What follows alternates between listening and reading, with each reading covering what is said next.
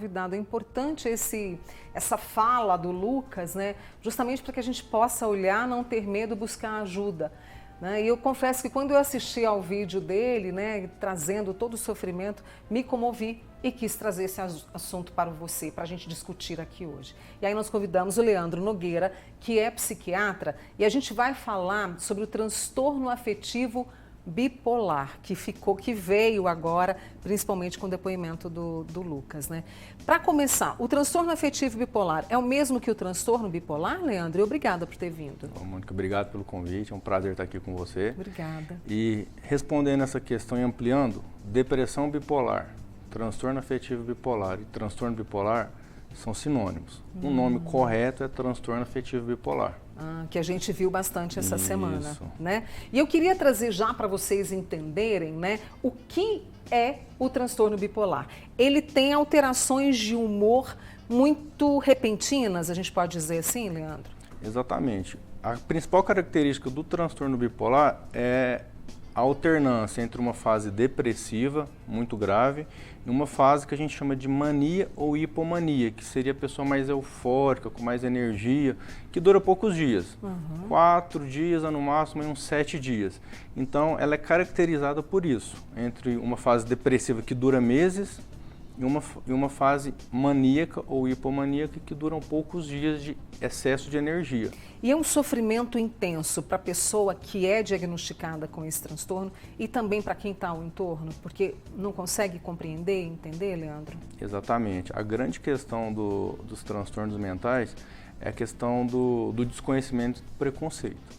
Se a gente está andando na rua e você vê uma pessoa ali acidentada, com a fratura exposta, com sangue para todo mundo para socorrer. Ajudar. Se você vê uma pessoa sentada no meio-fio chorando copiosamente, normalmente as pessoas atravessam a rua para não perguntar o que está acontecendo, se a pessoa precisa de ajuda. No transtorno bipolar, a pessoa tem uma grande disfuncionalidade, por períodos muito grandes de depressão e com períodos de excesso de energia que faz a pessoa, às vezes, ter atitudes ou fazer coisas que comprometem ela também. Então, está sempre numa fase de sofrimento. A pessoa nunca está bem quando ela não trata.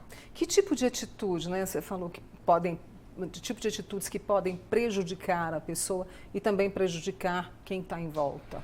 A gente pode exemplificar? Sim, como a gente está falando de diagnóstico, eu quis falar do transtorno bipolar. O que a gente fala de mania ou hipomania? São os mesmos sintomas, mas o da mania é mais grave, o da hipomania são menos graves. Num quadro de mania, por exemplo, vou dar um exemplo de uma paciente que às vezes a gente tem que pedir, às vezes, até internação provisória. Uma mulher, que é paciente minha, que tem transtorno afetivo bipolar, ela entrou na fase de mania e ela tem um quadro de hipersexualidade. Ela se coloca em risco. Ela foi numa festa rave e teve relação com vários homens, não porque ela queria, mas em decorrência da doença.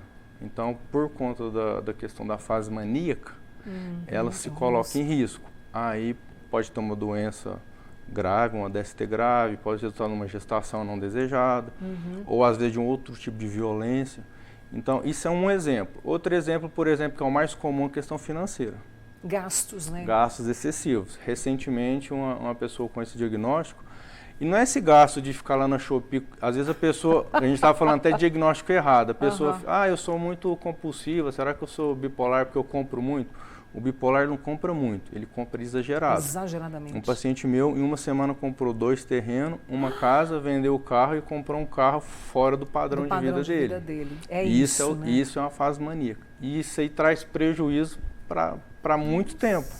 É gravíssimo, né? Grave. Vamos dizer assim. Quer fazer uma pergunta para o Leandro, que está aqui conosco, para o Dr. Leandro? 99897.000 é o nosso WhatsApp, estou atenta aqui, você pode participar. E eu quero trazer os fatores de risco agora, Leandro. Eu trouxe alguns, olha, história familiar, abuso na infância, consumo exagerado de bebidas alcoólicas. São fatores de risco e explicam esse transtorno e qualquer pessoa pode desenvolver o transtorno afetivo bipolar?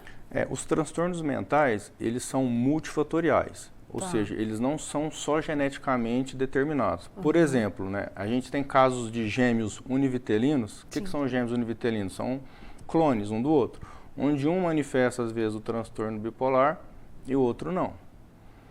Então não é só questão genética, tem os fatores ambientais que estão relacionados, mas a questão genética é importante. Quando você tem um parente de primeiro ou segundo grau com diagnóstico de transtorno afetivo bipolar, você tem 10 vezes mais chance de ter um quadro do que uma pessoa que não tem essa história familiar. Então ele existe, ele é importante. A questão que você fala aí do uso de drogas. Às vezes a pessoa tem um gene lá, só que ela não manifesta. Aí ela vai um dia determinado e usa exageradamente uma substância. O uso dessa substância pode dar um gatilho ali no sistema nervoso central da pessoa e ela entrar num surto, né, ter os sintomas ali, fazer um quadro psicótico, maníaco psicótico, e aí a partir daí ela começar a manifestar. E o transtorno bipolar, ele não tem cura, ele tem tratamento. É como diabetes, como a hipertensão arterial, é uma doença crônica, que se a pessoa fizer o tratamento correto, como foi falado ali no vídeo, ela tem uma vida normal. É disciplina e entendimento, né? A gente tem aqui os sintomas, como a gente estava discutindo, né? Mania de grandeza, o sono diminui, a agressividade. E aí, para esclarecer para os nossos amigos que estão acompanhando, quer dizer, porque de repente a gente está ansioso e está nervoso, mas não temos o transtorno. Para caracterizar, é um conjunto de sintomas. Isso, exatamente, né? A pessoa tem que ter um quadro depressivo e tem que ter pelo menos uma vez na vida um episódio de mania ou hipomania. Se não tiver um episódio, ela não é considerada o transtorno bipolar.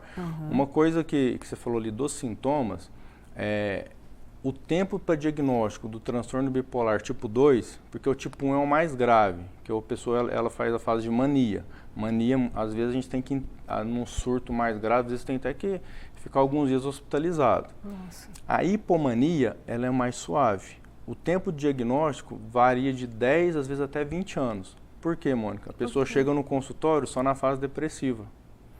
E a gente trata como se fosse depressão, a gente fala de depressão maior. Certo. Só que a pessoa que é bipolar e toma antidepressivo normal, ela não melhora e às vezes ela fica até pior. Onde a pessoa fala, eu vou no psiquiatra deprimida, ele me dá um antidepressivo, eu fico pior.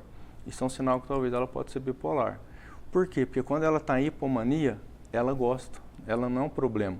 Ela dorme 4 horas por noite, 5 horas, trabalha muito, faz muitas coisas ao mesmo tempo e acha que está produtiva, se sente bem com energia, então ela não conta isso pra gente. Entendi. Isso não disfuncionaliza tanto quanto uma mania, que eu te falei da questão da gravidade. Na hipomania tem os sintomas mais sutis. Então é muito comum a pessoa ter esse diagnóstico e não saber. E não saber. Ele demora para chegar. E aí é aquilo que a gente falou, aí o sofrimento, o estrago que pode ser feito, né? Eu trouxe outros sintomas também, ó, a perda ou ganho de peso, a falta de interesse pelas coisas, pelo trabalho, né, pela vida, a incapacidade de concentração, tristeza na maior parte dos dias. Esse se enquadra em qual tipo? Esse está na fase de depressão. De depressão. O que compromete bastante também no transtorno bipolar é a fase depressiva, que duram vários meses do ano. Nossa. É a que fica mais tempo. A fase de mania ou hipomania, ela tem que ter no mínimo 4 dias e às vezes ela dura ali 10, 15 dias e passa. Agora a fase depressiva ela é mais grave, né? Então, por exemplo, a questão do peso, né? Pode estar relacionado também com alguns medicamentos que a pessoa faz uso, que pode aumentar o peso. A questão da compulsão por alimento, porque quando você está deprimido, você busca prazer. E qual que é uma forma de prazer mais rápida hoje? Comer. Então você ganha peso. Você está falando de educação. Dos principais sintomas do transtorno bipolar, da fase depressiva, é a perda da função cognitiva. A pessoa começa a ter dificuldade para memorizar, para concentrar, para ter atenção. Você tem uma perda ali das funções cognitivas. A questão outros sintomas, né? Além daquele que você trouxe, libido. Sua baixa libido, ela para de ter interesse.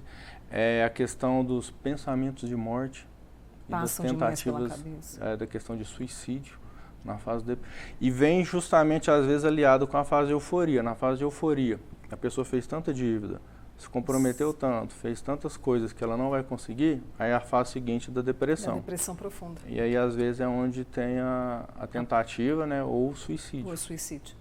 É sério, por isso que a gente precisa saber, até para poder ajudar, né? Se a gente tem uma pessoa do lado ou se, de repente, você percebe que está num quadro assim. Eu vou aproveitar agora para trazer a pergunta da Janaína sobre a identificação do transtorno. Ela quis participar conosco e junto com o Leandro aqui, nós vamos acompanhar a pergunta dela agora. A minha pergunta é como identificar uma pessoa com transtorno afetivo bipolar? Ah, sim. Você quer saber quais são os sintomas, né? Isso, quais os sintomas? Como é que eu reconheço a pessoa? Então, a gente falou dos sintomas, né, Janaína? Agora, casa com a minha preocupação. Como é que a gente vai identificar até para poder levar a pessoa para o profissional? O principal, Janaína, do transtorno bipolar é que a pessoa tem que ter uma fase, pelo menos um episódio na vida de fase de mania ou hipomania. Normalmente, a hipomania a pessoa não vê como um problema. Que é isso que a gente falou, né? O que seria os estados, quais são os sintomas da mania ou hipomania? Pensamento de grandeza, a pessoa começa a ter uns pensamentos de grandeza desproporcionais à realidade dela. Certo. Às vezes ela fica um pouco humor irritado, ela fica fora do normal, mais irritadiça. Agressiva. Dorme pouco, 2, 3 horas. Aquela pessoa que à noite está lavando casa, batendo roupa e querendo produzir muita coisa. Então, esse é outro sintoma. A questão das compulsividades, né? Por sexo, por substância química, por compras. Isso é uma característica também importante. A questão da a pessoa fica mais distraída, então ela não consegue prender a atenção dela em uma coisa, ela está querendo fazer várias coisas ao mesmo tempo. Aquela agitação psíquica, que ela fica toda perdida nessa agitação. O que acontece isso? É muito estímulo. Então o cérebro, o sistema nervoso central, ele não consegue sustentar isso. Então você tem uma hiperestimulação. O que vem depois da hiperestimulação? Abaixo. Aí vem a fase depressiva que fica muito tempo. Então é saber sobre a depressão e essa questão da euforia, da expansão.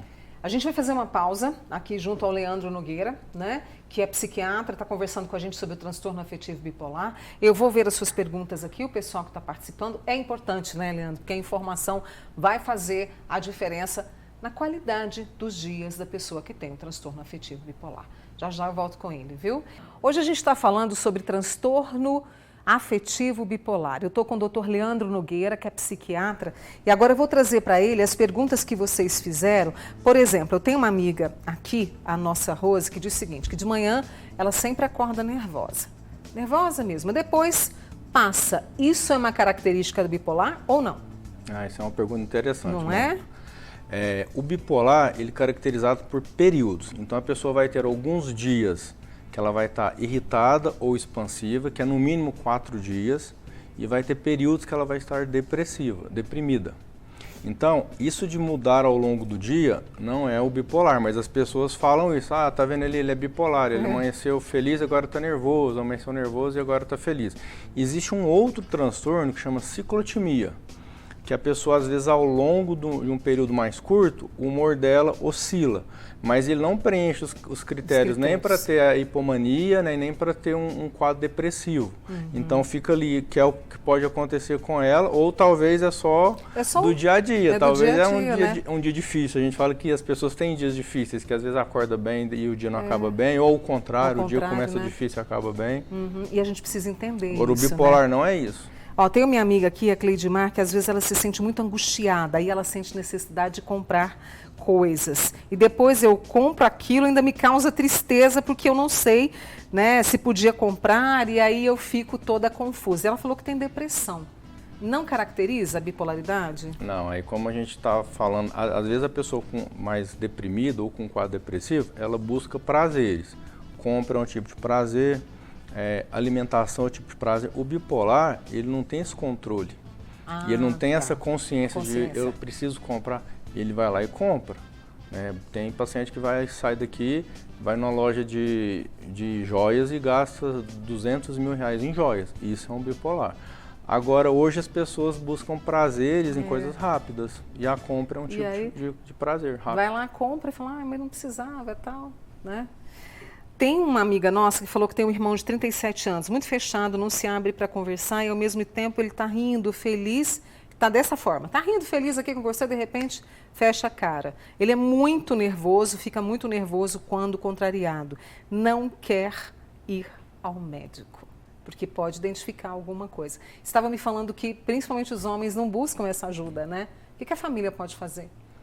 É dar o apoio e mostrar os prejuízos que ele está tendo por isso. Então, assim, a pessoa que tem algum transtorno e não busca ajuda, ela começa a ter sofrimento e prejuízo. Então, a família tem que estar ali sempre mostrando que a pessoa pode ficar melhor, que ela pode ter mais qualidade de vida. E é uma forma dela aceitar buscar. Mas hoje ainda, Mônica, a gente acha que isso é coisa dos antigos. Meu avô falava isso.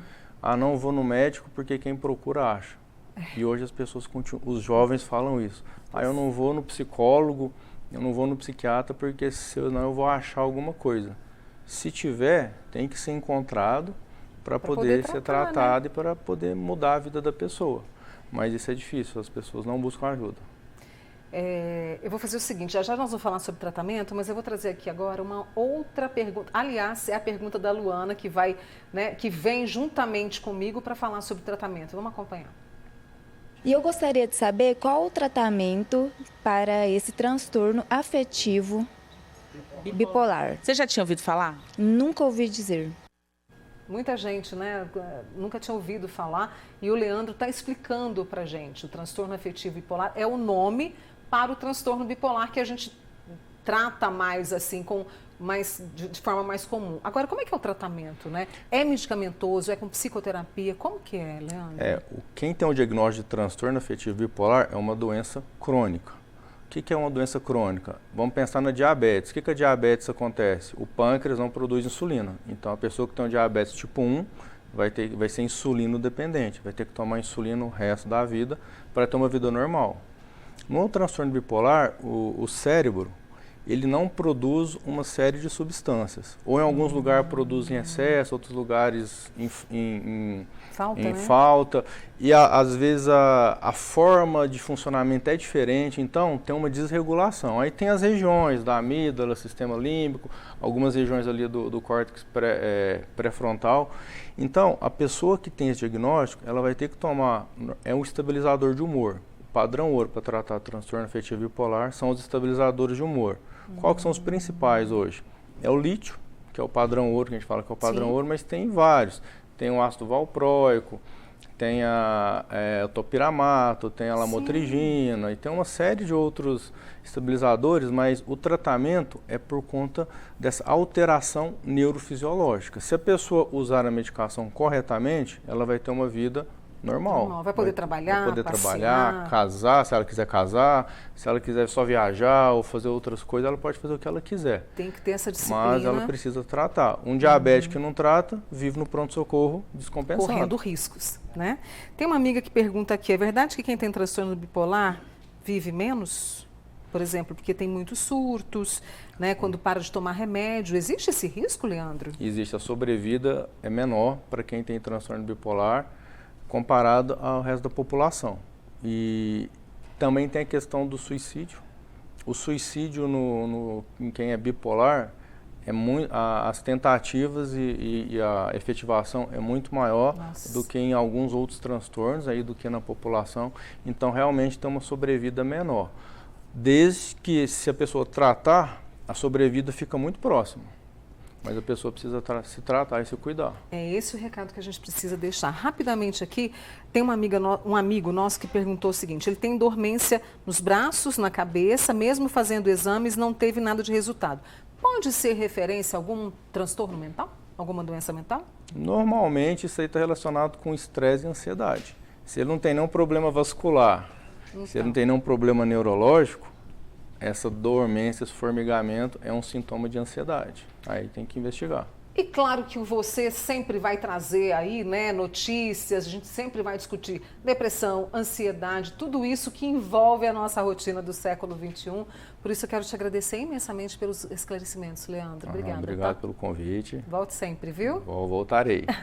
Leandro Nogueira, psiquiatra, com a gente aqui, a sua participação, muito obrigada, tá?